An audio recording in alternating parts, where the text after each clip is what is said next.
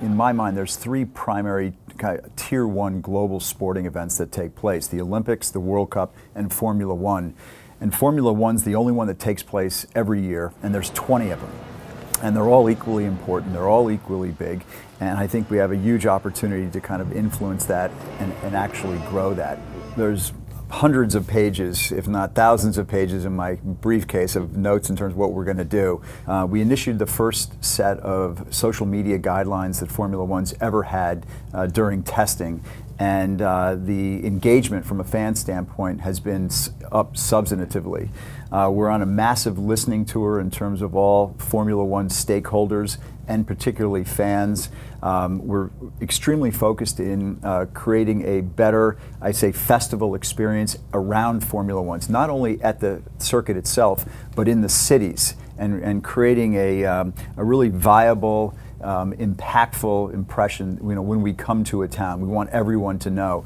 I read a quote from you saying we need to have more teams, more sponsors, more countries. And is there a situation where some countries that have Grand Prix currently might not have them going forward? We're happy with the complement we have now, understand that it is dynamic and it's going to change.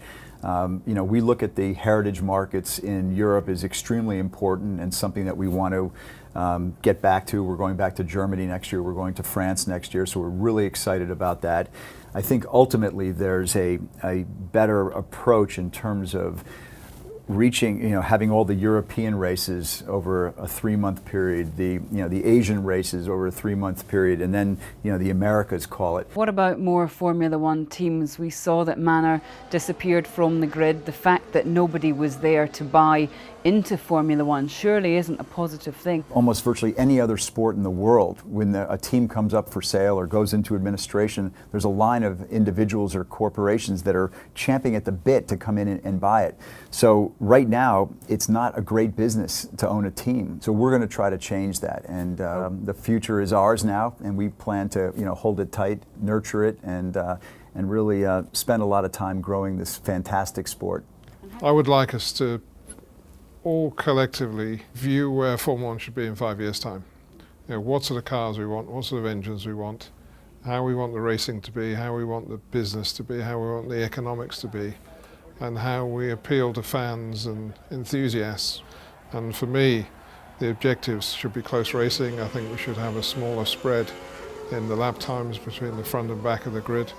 I think we should have cars drivers can drive hard from beginning to end.